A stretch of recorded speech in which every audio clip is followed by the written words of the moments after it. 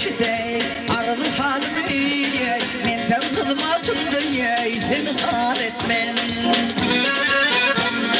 uğrumda harca değil hanımı menden kızmatımdır seni haretmen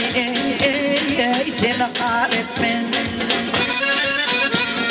keşke atan gelbey beni öldürdü ya beni ağladı ya da güldürdü her gün gelip yüzümün tayakla vursun vurdum deyip hiç vakit namuslar etmem her gün gelip yüzümün tayakla vursun vurdum deyip hiç vakit namuslar etmem namuslar etmem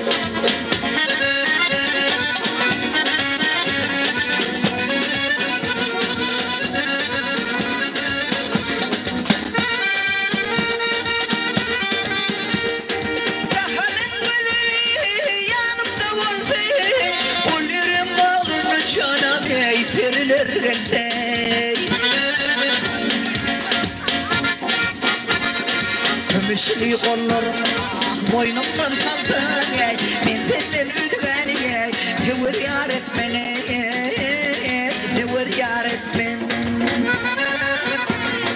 kömüşlü kollarım boynumdan saltın mendenden ödüğeni asla yar etmeni asla yar etmen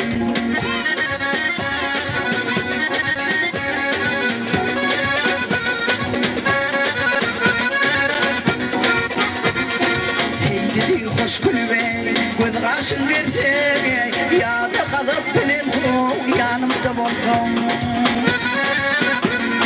her gün gelip beni tayakla vursun vurdum deyip hiç vakit namuslar etmeni